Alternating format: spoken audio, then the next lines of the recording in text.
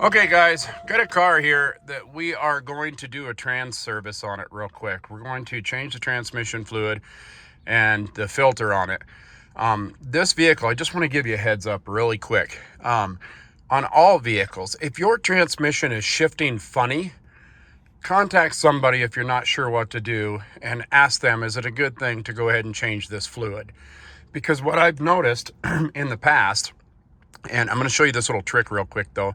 But what I've noticed in the past is when the vehicle has shifting issues, if you change the fluid and the filter, it ends up having worse shifting issues. And the reason is because the material in between the clutches is being washed off, and now it's all in the fluid, and that fluid is a thicker fluid now because of that material. And it ends up the clutches can still grab, but they're not grabbing so good.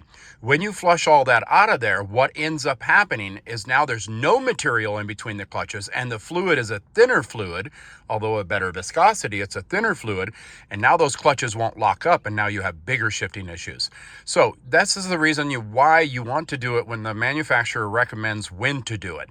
Don't do it too late and you're already having problems, if that makes sense. But here's a little trick that I want to show you that you should do all the time, no matter what, whether you're having issues or not having issues. And this little trick, if you're starting to have some transmission shifting issues and you feel it just jerking a little bit, or it just doesn't feel right, like it's not locking up enough or whatever, you can do this little trick to tell, will it help if I do a transmission fluid service? So here's the trick. So what we're going to do is we're going to start up the vehicle. This is for any vehicle.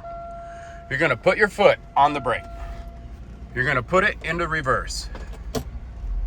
You're going to rev it up while holding the brake. We got an RPM gauge, yep. So I'm up there about 2,000 RPMs. Now, while I'm holding 2,000 RPMs, I'm just going to shut off the car. Why? What does this do? This takes the fluid that's in the transmission and runs it backwards and spits it back into the pan before you change the fluid. So if there's any of that material up against a clutch solenoid, then up against the screen, when you change the fluid and filter, it can still be stuck next to the screen. By starting up this vehicle, putting it in reverse, and giving it some gas, you're running that fluid backwards opposite of that screen, and when you shut it off, it spits it back in the pan. So now when we change this fluid, we've got all that debris, hopefully most of it, out of the pan, not stuck next to the solenoid. If we don't do that and we just change it and it's stuck next to the solenoid, it stays next to the solenoid, and you put the new fluid in it and you still have the same problem. Now here's the kicker. If you're driving this car and it's got that little bit of a shift issue, and you do this and then you change the fluid, actually before you change the fluid, if you do this and you drive it and it appears to be better, then change the fluid.